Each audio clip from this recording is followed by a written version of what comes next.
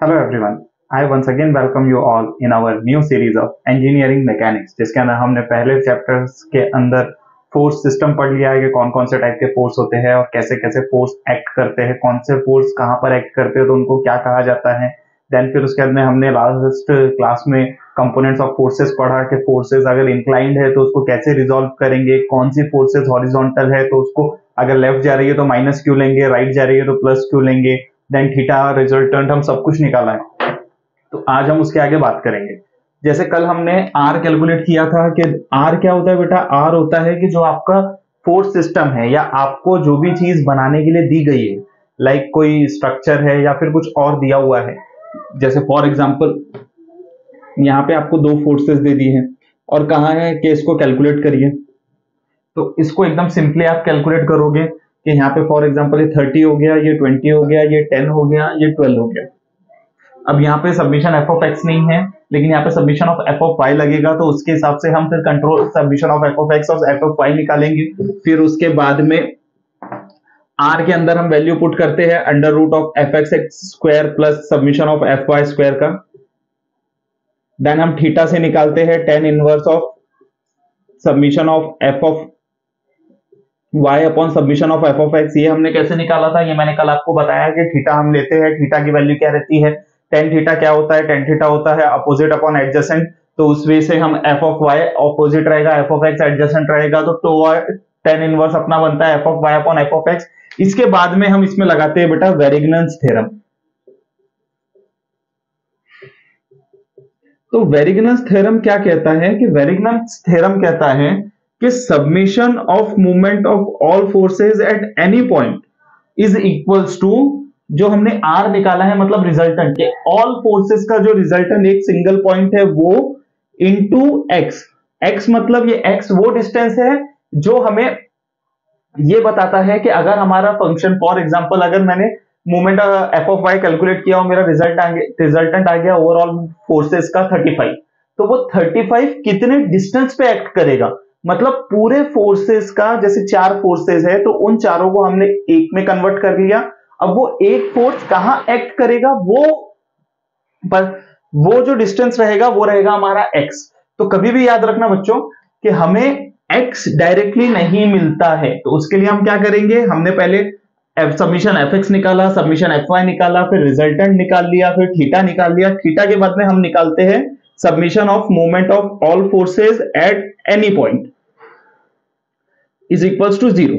तो सभी फोर्सेस को हम कोई भी एक पॉइंट तक लेकर आते हैं, फिर वहां से हमें मूवमेंट मिल जाता है, तो फिर हम निकालते हैं x इज इक्वल्स टू क्या, submission of moment of all forces at any point divided by resultant. तो ये रहता है वेरिग्नन्स थ्योरम। वेरिग्नन्स थ्योरम सिंपली यही बता रहा है आपको कि जितने भी फोर्सेस है उन सभी को हमने मिलाकर के एक सिंगल फोर्स बनाया है। अब वो सिंगल फोर्स कहां पर एक्ट कर रहा है, कितने डिस्टेंस पर एक्ट कर रहा है, हमें ये कैलकुलेट करना है, या फिर वो दोनों रिजल्टेंट और उसके डिस्टेंस को मल्टीप्लाई करके हम मूवमेंट निकाल लेते हैं।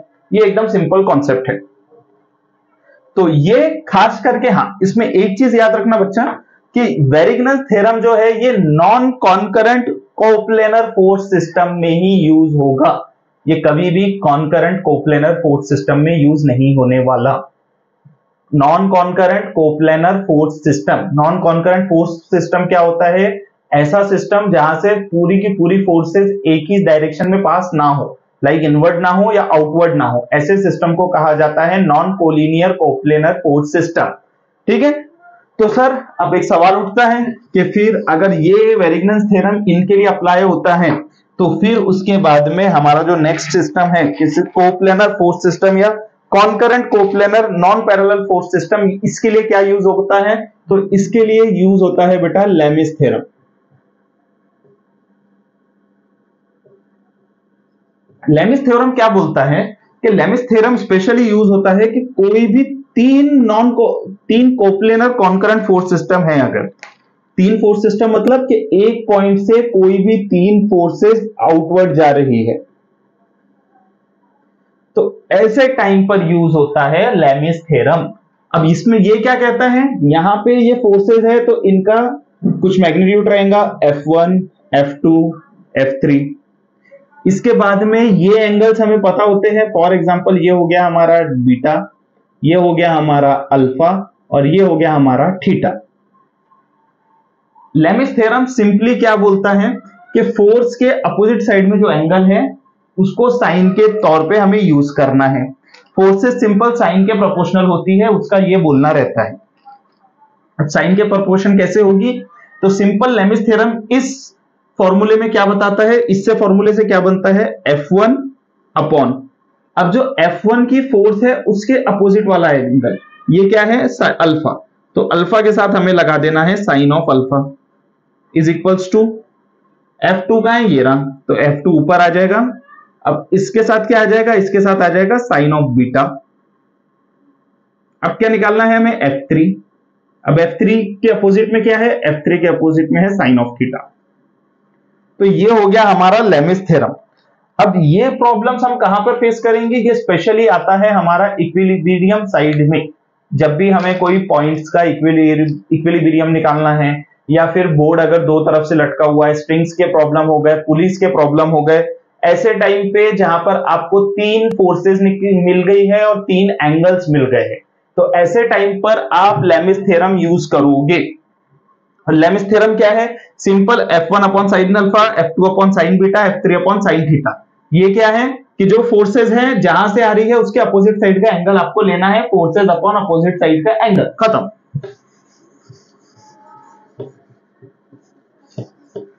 तो ये हमने बात कर लिया हमारे 2D पॉइंट्स का। अब बात करते हैं हम कि हम मूवमेंट्स कैसे निकालेंगे, how to calculate movement.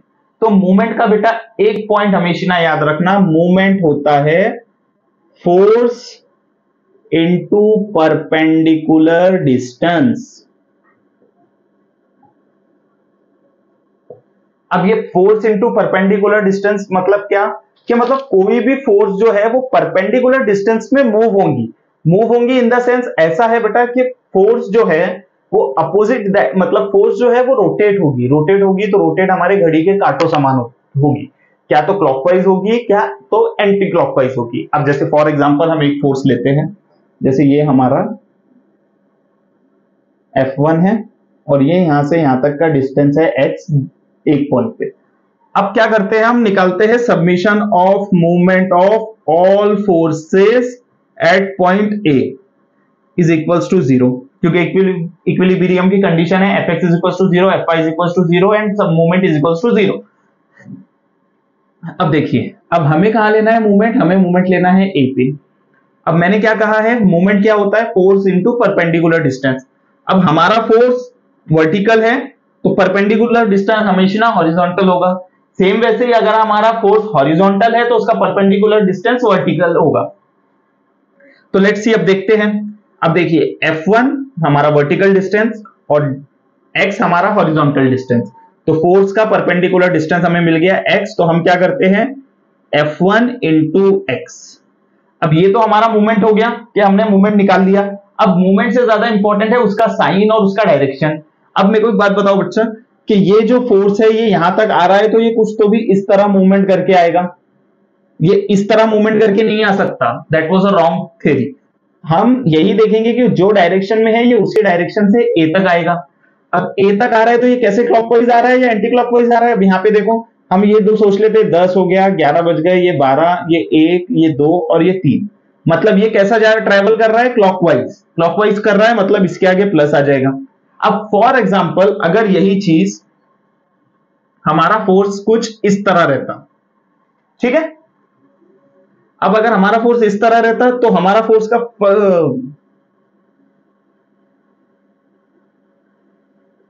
Force का जो मैग्नीट्यूड था वो तो सेम ही रहेगा बेटा, F इंटू एक्स, क्योंकि मैंने इसके अंदर कोई भी चेंजेस नहीं किए, F1 इंटू एक्स ही रखा है मैंने।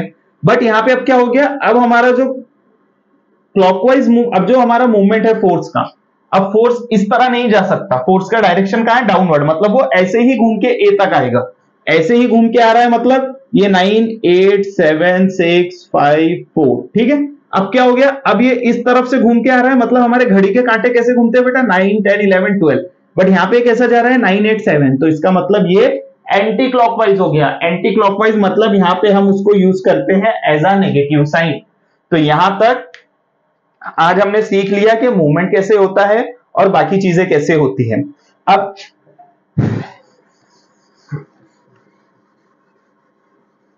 एक सिंपल एग्जांपल से मैं आपको बता देता हूं कि मूवमेंट कैसे कैलकुलेट करना है।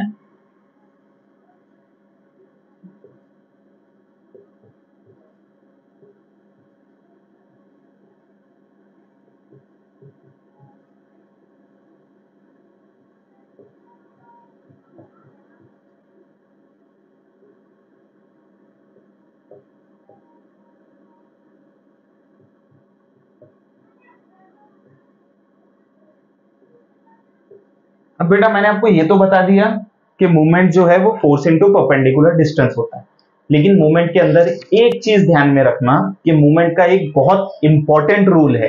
Important rule, important rule, important rule, मैंने 3 बार बोला है, मतलब बहुत इंपॉर्टेंट है कि कभी भी याद रखना बच्चा, मूवमेंट लेते समय जिस पॉइंट पे आप मूवमेंट ले रहे हो उस पॉइंट से अगर कोई फोर्स जा रहा है या उस पॉइंट पे अगर कोई फोर्स डायरेक्टली आ रहा है तो उसको हम कंसीडर नहीं करेंगे, चाहे वो हॉरिजॉन्टल हो, चाहे वो वर्टिकल हो, चाहे वो इंक्लाइंड हो।